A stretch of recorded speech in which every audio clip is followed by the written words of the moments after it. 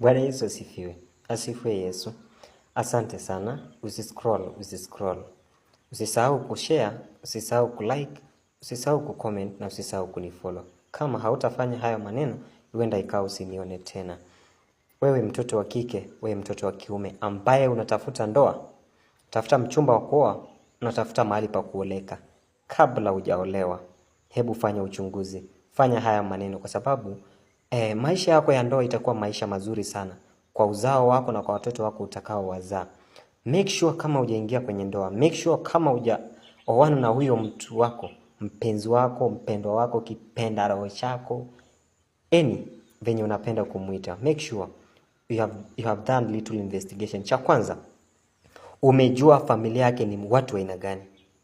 Ni watu ambao ni wacha Mungu ama ni watu ambao ni walevi?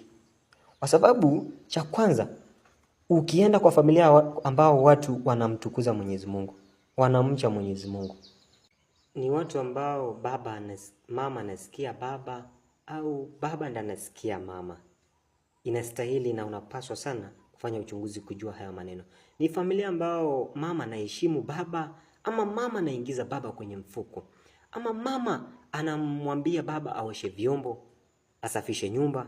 Isitoshe watoto wanaangalia. Na huyo mtoto wa kike ambao unataka kumuoa pia atakufanyia hayo maneno ambao mamake anaona mama anamfanyia baba usiku na mchana. Ni familia ambayo mama anaheshimu baba au ni familia aina gani? Ni familia ambao wanaomba na kusali usiku na mchana kabla wale na kabla walale, au ni familia aina gani? Basi kama ni familia ambayo inafanya hayo maneno, umebahatika.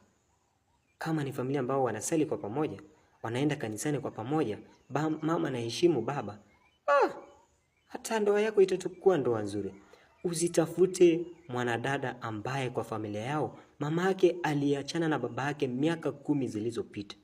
Yeye alilelewa na shosho, yeye alilelewa na baba. Mama aliondoka, hapo hapata kuweko na ndoa. Hata wewe na yeye yenu itakuwa vile vile.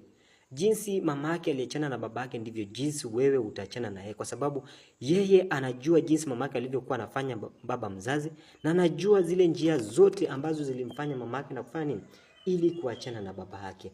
Wacha nikupeleke katika andiko, kwa sababu hiyo andiko itakuguide na itakufunza mambo mengi sana kabla uingie kwenye ndoa. Tunaenda kwenye kitabu cha Mathayo mlango wa 12 mstari wa 33 hadi 34. Linasema kwamba ufanyeni mti kuwa mzuri na matunda yake kuwa mazuri, au ufanyeni mti kuwa mbaya na matunda yake kuwa mabaya. Kwa maana